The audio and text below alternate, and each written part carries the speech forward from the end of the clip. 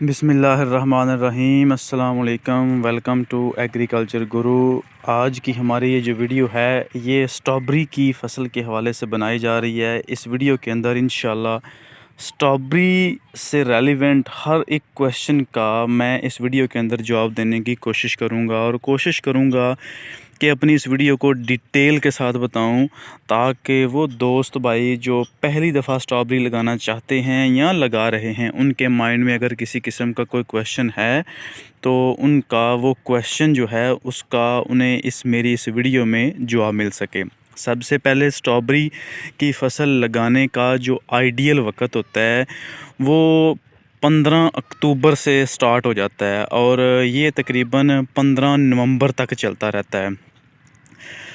हमारी जो स्ट्रॉबेरी अभी आपको ये नज़र आ रही है, आज 1 नवंबर है। इसकी तैयारी करते करते तकरीबन 10-12 दिन गुज़र गए हैं और आज फाइनली जो है हम पनीरी लगा रहे हैं। तो मैं इसके ऊपर तफसील से आज वीडियो बनाता हूँ। सबसे पहले ज़मीन की तैयारी की बात करता हूँ कि ज़मीन की तैयारी की अगर हम बात करें स्ट्रॉबेरी के लिए, तो स्ट्रॉबेरी जो है बेसिकली बड़ी सेंसिटिव फ़सल है, बहुत ज़्यादा सेंसिटिव फ़सल है। और इतनी सेंसिटिव जो फ़सल है इसके लिए ज़मीन की तैयारी की जो अहमियत है वो बहुत ज़्यादा है। ज़मीन की तैयारी हमने 2 दफ़ा इसके अंदर चीज़ल चलाया, इसके अलावा 2 दफ़ा हम इसके अंदर ने रूटावेटर चलाया और इसके बाद तकरीबन डिस्कें चलाई। ज़मीन को सही तरह से बुरबरा किया, इतना बारीक किया, क्योंकि जब इसके ऊपर शॉपर लगाना होता है, शॉपर भी आपको नज़र आ रहा है, जितनी आपकी मिट्टी बारीक होगी उतना एक तो जो सेजल जिसे वत्तर हम कहते हैं, एक तो वो ऊपर जाएगा और दूसरा आपका जो शॉपर होगा वो नहीं फटेगा और तीसरा आपकी जो पौधे की जो ग्रोथ होगी वो ज़्यादा होगी जितनी बारीक मिट्टी होगी उसकी वजह से। मल्चिंग, उसके बाद खेलियाँ निकाली, खेलियाँ निकालने के बाद उसके ऊपर मल्चिंग की, ब्लैक शॉपर की। ब्लैक शॉपर जो है मल्चिंग के बारे में भी एक तफसीली वीडियो मैंने बनाई हुई है स्पेशल इसके ऊपर, जिसके लिए मल्चिंग के बारे में बता रहा हूँ, मल्चिंग की इम्पोर्टेंस के बारे में। क्योंकि जो स्ट्रॉबेरी होती है ये बेसिकली बड़ा नरम सा फ्रूट होता है, तो ये बड़ी जल्दी पानी की वजह से गल जाता है, जिसके लिए हमें मल्चिंग जो है वो इंतहाई ज़रूरी है। मल्चिंग के बगैर जो स्ट्रॉबेरी है वो बिल्कुल नाकाम है। स्ट्रॉबेरी की जो आउटपुट है वो ज़ीरो होती है मल्चिंग के बगैर, क्योंकि जो भी आपके पौधे के साथ स्ट्रॉबेरी का फ्रूट लगता है वो गलना शुरू हो जाता है। लेकिन अगर आपने मल्चिंग की हुई है तो मल्चिंग की वजह से जो उसका फल होगा, एक तो वो गलने से महफूज रहेगा और दूसरा उस पौधे की जो ग्रोथ होगी वो भी, अगर हम कंपेयर करें मल्चिंग के बगैर वाले पौधे के साथ, तो उससे इसकी जो ग्रोथ होगी वो भी ज़्यादा होगी। इसके बाद बात करता हूँ जी खादों की। खादें जो बेसिकली स्ट्रॉबेरी है इसके लिए नाइट्रोजन, पोटाशियम और फास्फोरस ये बेसिक न्यूट्रेंट्स हैं, ये इंतहाई ज़रूरी हैं। ये समझ लें कि जितने ज़्यादा होंगे स्ट्रॉबेरी की जो फसल है वो उतनी ही अच्छी होगी। तो उसी न्यूट्रेंट्स को मद्देनज़र रखते हुए जो हमने इसके अंदर खाद डाली है वो 3 बोरी डीएपी इस 1.5 एकड़ ज़मीन के अंदर, 3 बोरी डीएपी का पहले छटा लगाया है। उसके अंदर आपको पता है कि नाइट्रोजन और पोटाशियम होती है, जबकि हमारी नाइट्रोजन और पोटाशियम दोनों बेसिक चीज़ें हैं स्ट्रॉबेरी के लिए। इसके साथ हमने प्रिज्म इस्तेमाल किया है। प्रिज्म के अंदर अमोनियम सल्फेट होती है प्लस सल्फ़र होता है, जो पौधे की ग्रोथ, जड़ों की ग्रोथ के लिए और पौधे की जो क़ुव्वत मदाफ़त होती है उसे मज़बूत करने के लिए मुफीद होते हैं। इसके बाद पोटाश 3 बोरी इस्तेमाल की है। पोटाश जो होती है ये भी बेसिकली पौधे के जो खुराक लेने के अमल को बेहतर करती है और पौधे की जो ग्रोथ होती है उसको बेहतर बनाती है। इसके बाद जी टिलफास खाद है जो बेसिकली ऑर्गेनिक टाइप है, जिसके अंदर जस्ट फास्फोरस और कुछ और न्यूट्रेंट्स होते हैं।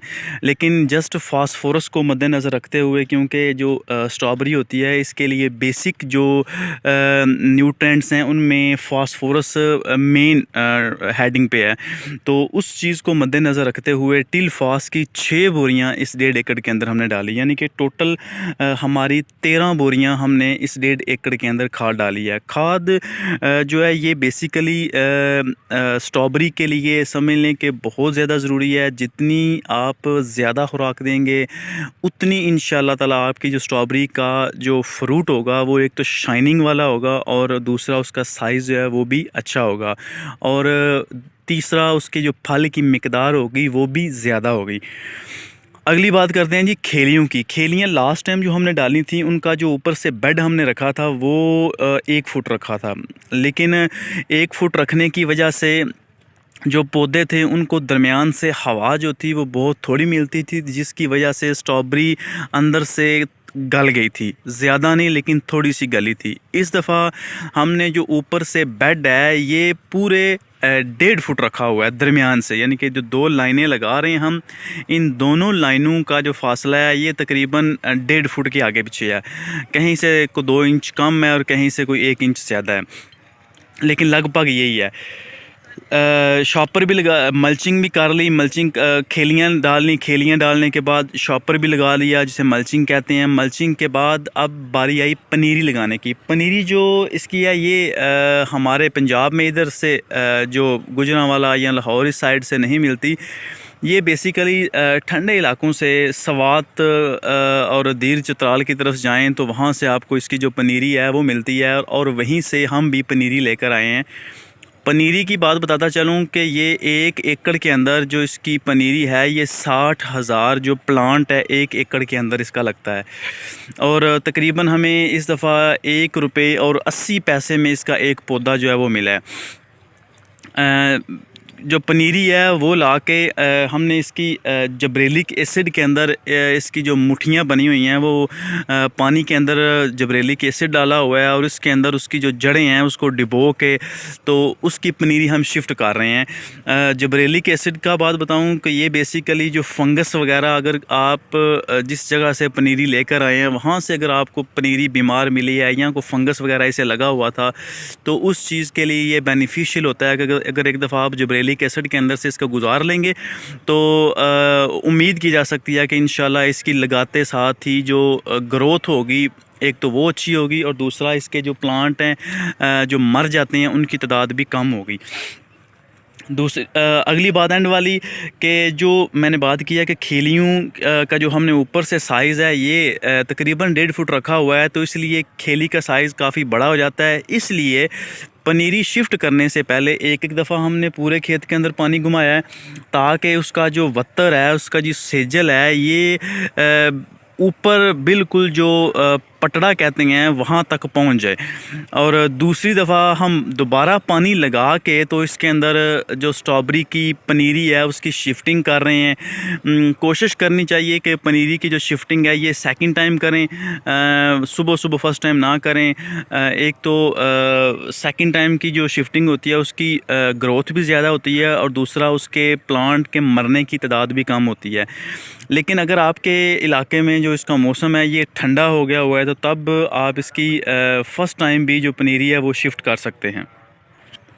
दूसरा इसके बाद अगली बात है कि जो पौधे सर्दियों के अंदर जब ये पहुंच जाएंगे तो तब इसको पानी की जो रिक्वायरमेंट होती है इसकी कम हो जाती है, पानी इसको ज़रूरत इसकी थोड़ी होती है। इसलिए उन दिनों के अंदर जाकर इसको जो खाद दी जाती है वो लिक्विड फॉर्म के अंदर, यानी कि इसके ऊपर स्प्रे वगैरह करके जैसे जबरेलिक एसिड है या अमानियो एसिड है या इसके अलावा कोई टॉनिक है या इसके अलावा सल्फ़र है, ये स्प्रे वगैरह करके तो ऊपर से इसको स्प्रे के ज़रिए जो न्यूट्रिएंट्स हैं वो दाखिल किए जाते हैं। क्योंकि उन दिनों के अंदर सर्दी में तो मज़ीद पानी नहीं लगाया जाता, बारिशें जो होती हैं वो ऑलरेडी ज़मीन को ज़्यादा गीला रखती हैं जिसकी वजह से हम मज़ीद पानी नहीं लगा सकते।